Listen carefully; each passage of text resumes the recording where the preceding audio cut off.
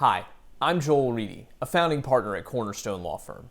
Today I want to answer the question, what is the statute of limitations? Statute of limitations is a statute, it's a law, that says that there is a time limit within which to bring a lawsuit if you believe you've been wronged.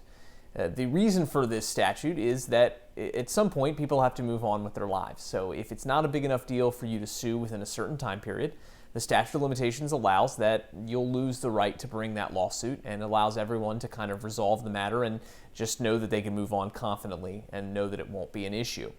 So what is the statute of limitations? Well, it depends on the type of lawsuit you want to bring. So, for example, here in Pennsylvania, the statute of limitations for a breach of contract action is 4 years. So if you believe that someone didn't fulfill their obligations under a contract, you have 4 years from the point where they stopped doing what they were supposed to be doing to bring your lawsuit.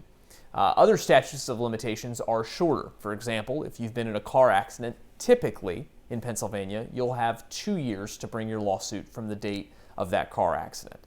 There are a number of other statutes that control different types of causes of action, and just depends on what you're wanting to bring. Now, a lot of people ask, what if I didn't know about this violation or this cause of action, this lawsuit?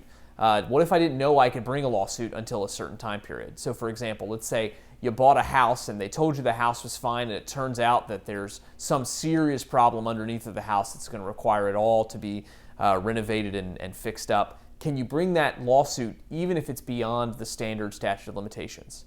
The short answer is occasionally you can, under something called the discovery rule. Pennsylvania does allow that in cases where you can show that someone fraudulently concealed something, that you have more time once you find out about that problem. But let me be very honest with you. In most cases, the discovery rule is not a very good argument.